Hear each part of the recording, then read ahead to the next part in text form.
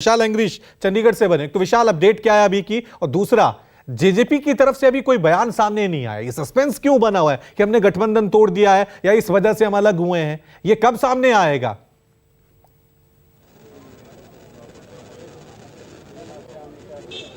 देखिए, इस समय जेजेपी के जो नेता हैं और हरियाणा के पूर्व, अब कह लिया जाए कि उप मुख्यमंत्री हैं दुष्यंत चौटाला, वो इस समय दिल्ली में है, अपने घर पर हैं और वहां पर ही बैठक भी की जा रही है। वहां पर जो दूसरे नेता हैं वो भी वहां पे मौजूद हैं और पल पल की जानकारी ली जा रही है, नजर भी रखी जा रही है। और वहीं पर जो 5 विधायक हैं, जिनमें एक मंत्री भी बताया जा रहा है, जो हमारे सोर्सेज बता रहे हैं, वो भी कहीं ना कहीं सरकार का समर्थन करते हुए दिखाई दे रहे हैं। बेशक इस बैठक में मौजूद नहीं है, लेकिन चंडीगढ़ में ही वो पांचों के पांचों जो विधायक हैं वो मौजूद भी हैं। और कहा जा रहा है कि जब भी गवर्नर द्वारा बुलाया जाएगा नए लीडर को ओथ लेने के लिए, तो 5 विधायक सरकार का समर्थन कर सकते हैं और कहीं ना कहीं सरकार में भी उनको एडजस्ट किया जा सकता है। ऐसा ही हाल जो आजाद विधायक हैं उनका भी है।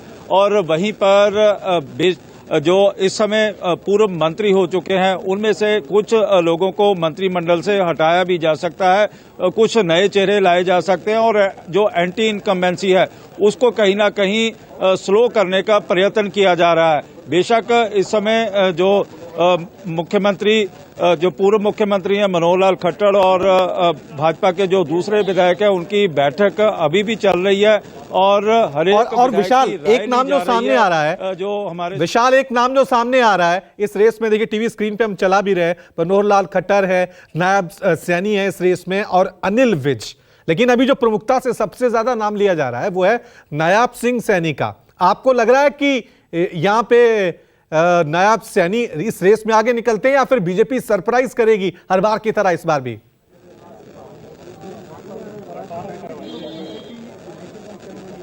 देखिए, जो हमें लग रहा है कि बीजेपी सरप्राइज कर सकती है इस बार, और इस बार कोई ना कोई नया चेहरा सामने ला सकती है। जिस तरह से दूसरे राज्यों में भी, चाहे वो राजस्थान हो, मध्य प्रदेश हो या फिर छत्तीसगढ़ हो, इसमें बीजेपी ने एक्सपेरिमेंट कर लिए हैं। और यही कारण है कि अभी भी सभी की नजरें हाईकमांड के ऊपर लगी हुई हैं। बेशक जो हमारे सोर्सेज भी बता रहे हैं कि केंद्रीय पर्यवेक्षकों ने भी इस बात का कोई भी संकेत नहीं दिया कि कौन मुख्यमंत्री हो सकता है, लेकिन अभी तक कई नामों के ऊपर चर्चा चल रही है, लेकिन अभी भी कोई नाम फाइनल नहीं हो पाया है। और जो सोर्सेज भी बता रहे हैं कि दिल्ली की ओर ही देखा जा रहा है और दिल्ली से जो भी नाम आएगा वो विधायकों को बता दिया जाएगा और उसके लिए जो प्रक्रिया होगी वो पूरी कर ली जाएगी और शाम तक जो हरियाणा को नया मुख्यमंत्री मिल सकता है।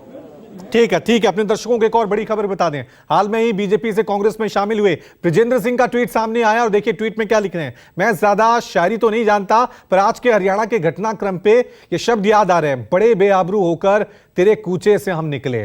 तो ब्रिजेंद्र सिंह आप देख सकते हैं बीजेपी के सांसद थे, लेकिन बीजेपी से नाराज होकर कांग्रेस में शामिल हुए। आज सरकार ने इस्तीफा दे दिया है। गौरव, आपकी तरफ मैं रुक कर रहा हूं। ये ब्रिजेंद्र सिंह का इस्तीफा और कह रहे हैं बड़े बेआबरू होके हम तेरे कूचे से निकले, क्या मायने हैं इसके?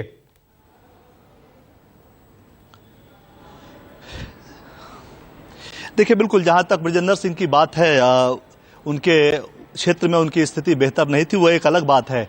और मुख्यमंत्री ने साफ तौर पे कहा था, और स्टेट की जो कोर ग्रुप होती है उसमें मुख्यमंत्री का भी ठीक ठाक चलता है। उन्होंने कहा था कि आपके खिलाफ जो भी चीजें आई है, जो भी सर्वेज हुए हैं, वो आपके खिलाफ है। लिहाजा ऐसे में बीजेपी ने उनके पिता चौधरी साहब को भी टिकट देकर चुनाव लड़ने की बात कही थी कि आप चुनाव लड़िए। उनके पिता को कहा गया था, वो पूर्व में केंद्र में मंत्री भी रह चुके हैं।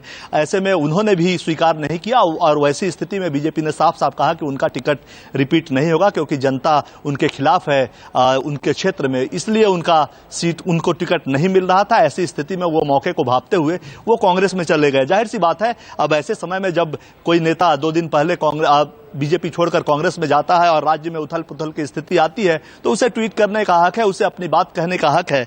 लेकिन ये बात जरूर है कि उन्हें टिकट से बिल्कुल मना कर दिया गया था कि आपको टिकट नहीं दिया जा सकता है विजेंद्र सिंह को, और वह उसके बाद ही उन्होंने कांग्रेस का दामन थामा है। तो हो सकता है अपने ट्वीट के माध्यम से अपनी वो पीड़ा व्यक्त करने का प्रयास कर रहे होंगे कि आप हमें नहीं देना चाहते थे टिकट, आप हमारे खिलाफ थे, और अब देखिए आपकी कुर्सी पे ही नौबत आई, आपने इस्तीफा दिया और हो सकता है नया मुख्यमंत्री बन जाए। तो ये एक कटाक्ष का भी तरीका होता है, अपनी पीड़ा बताकर जनता से सहानुभूति बिल्कुल अभी हाल में ही वो बीजेपी छोड़कर कांग्रेस का दामन हाथ थामे हुए, तो जाहिर सी बात है इस पूरे घटनाक्रम पे वो एक तंज भी कस सकते हैं, हो सकता है अपना दर्द यहां पे निकाल रहे हो। लेकिन विशाल, आपसे हम जानना चाहेंगे, ये माने कि आज मुख्यमंत्री जब शपथ लेंगे उसके साथ कुछ और मंत्रीगण भी शपथ ले सकते हैं, या फिर आज मुख्यमंत्री के नाम की घोषणा होगी? कोई अंदर से जानकारी क्या मिल पा रही है?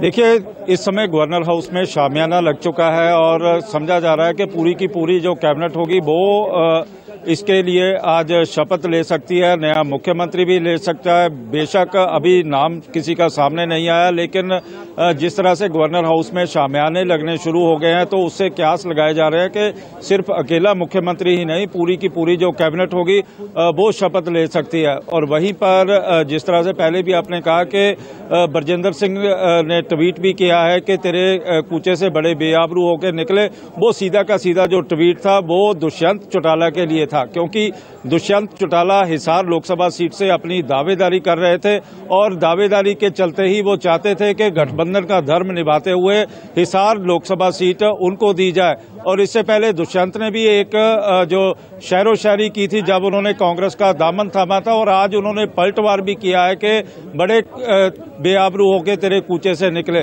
और दोनों एक दूसरे के ऊपर आरोप प्रत्यारोप भी लगाते आ रहे हैं और तंज भी कसते हुए आ रहे हैं। बेशक चौधरी बीरेंद्र सिंह लगातार ही जो उचाना का विधानसभा हलका है वहां पर अपनी दावेदारी जताते हुए आ रहे थे कि वो ही वहां से चुनाव लड़ेंगे। बेशक उनकी जो धर्मपत्नी है प्रेमलता, वो पहले वहां से विधायिका भी रह चुकी है, और वहीं पर दुष्यंत चौटाला भी अपनी दावेदारी जता चुके थे कि वहां से उचाना हलके से वही चुनाव लड़ेंगे।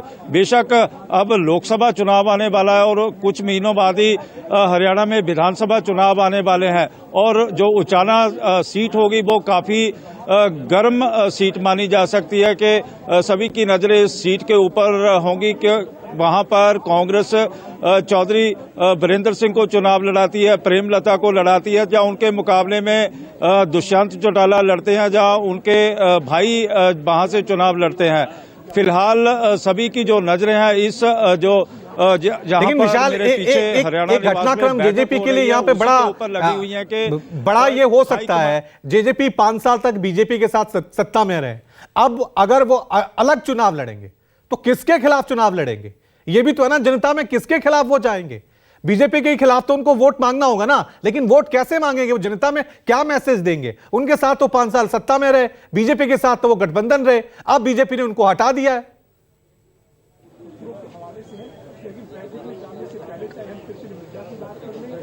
देखिए, उनको बीजेपी ने हटा दिया, लेकिन अब बीजेपी के खिलाफ ही जाएंगे। बेशक प्रदेश में और साथ लगते प्रदेशों में किसान आंदोलन चल रहा था और किसान लगातार ही अपनी मांगों के ऊपर सरकार से उनको मांगे मानने के लिए दबाव भी बना रहे थे, और उस समय भी दुष्यंत चौटाला भाजपा के ठीक है बड़ी